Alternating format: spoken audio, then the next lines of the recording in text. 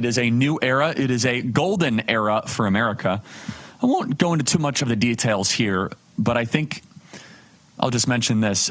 Julie Kelly and I were on the phone together with the president last week about this topic of January 6th. We won't say any more than that, but we got Julie and I reconnected. She has the president's respect. She knows this topic better than anybody else. Julie, welcome back to the program. Hey, Charlie, what an amazing day yesterday, and thank you for your help with this historic decision, courageous decision that the president made. It's really amazing to see the videos on X of people being released from federal prison after all these years. So thank you, and thank you to the president for including me in that process. And I hope we can toast in person one of these days, Charlie. Yes, and Julie, you deserve a lot of credit. You were the president was making his whole final decisions, and you were very persuasive for him. Let's just put it that way. So, Julie, let's recap for the audience. What exactly was signed? What are the details of this pardon? Educate our audience on that, please. So the pardon, as the president said during the signing ceremony, last night is a full pardon. So that applies to close to now 1,600 J6 defendants. There was a carve out there, Charlie, for 14 individuals whose sentences have now been commuted. And those were all members or associates of the Proud Boys and the Oath Keepers. And I believe that he said that those cases will be reviewed also for pardons. And I believe his final decision will be similar to what we saw yesterday, pardoning those individuals, many of whom were convicted of seditious conspiracy, which is a terrorism statute usually reserved, Charlie, for real terrorists, not political protesters. So I'm sure the president will reach the same decision. And then what's happening today, Charlie, there were several J6 related court proceedings in Washington scheduled for today, including one case going to the jury for a verdict. And you have the new D.C. U.S. Attorney, Ed Martin, who I believe that you know, who is a friend of mine, and he's already filing motions to dismiss those indictments. And I know that judges were forced to do that today.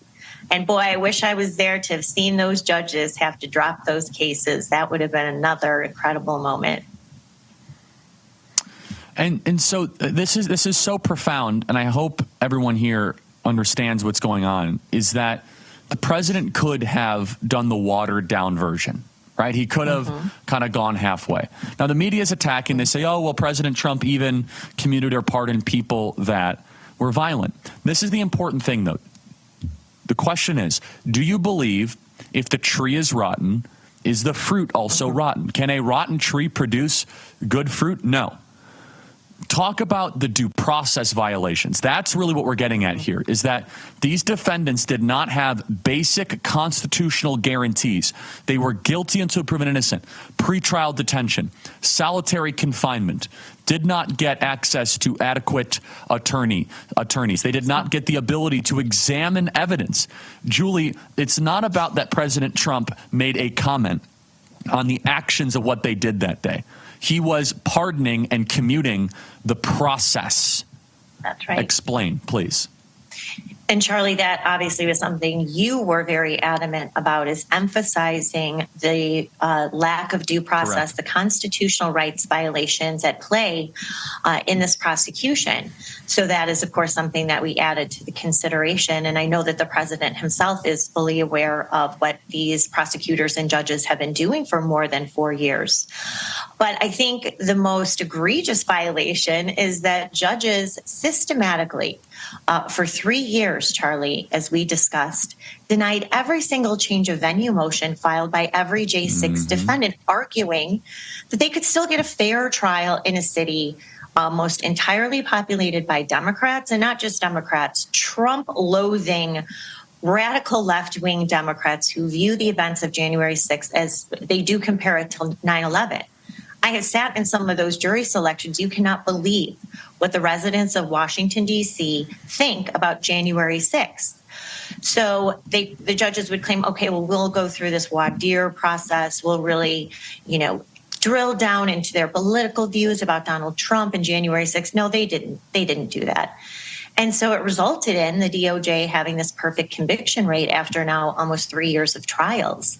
So that right there is an indication that these J6ers did not have their constitutional rights of an impartial jury, going before an impartial jury. And certainly the judges were a big part of that, but also withholding discovery, Brady materials, exculpatory evidence, concealing the use of not just FBI informants, but other undercover agents from numerous law enforcement agencies. So there were so many things just systematically happening there that resulted in more than 1,000 going to federal prison. So I know that that was part of your strong argument, not that we needed to. Again, the president was on board, but I think just developing the argument and the record for this extraordinary measure that he took yesterday. There were people, not on his team has been excellent, but in his orbit that were saying do not do the widespread pardons. Is that fair, Julie? Yes, absolutely. Because to your point, the easy one, the low-hanging fruit, and I think what a lot of people thought was going to happen, and CNN and the Washington Post actually erroneously reported this a few hours before he issued that pardon, is, okay, we'll just dismiss the counts, pardon those who were convicted or accused of the 4 or 5 common misdemeanors, which is still hundreds of people. And then we'll go case by case for the 300 or so with those federal, it's 111 charges, assault, interfering, impeding certain officers. So I think that's what everyone was sort of suggesting. And you know this, Charlie, pressure from Republicans in Congress. We had U.S. senators very strongly come out during Pam Bondi's confirmation hearing. Tom Tillis and Lindsey Graham very unequivocally saying there should not be pardons for anyone accused of assaulting police. So this was such a courageous decision by President Trump. I really want to emphasize that. This was not an easy thing for him to do, but he did it because it's the right thing, and he feels personally passionate about restoring justice and making these people whole. It was a phenomenal act of courage, a breathtaking act of courage.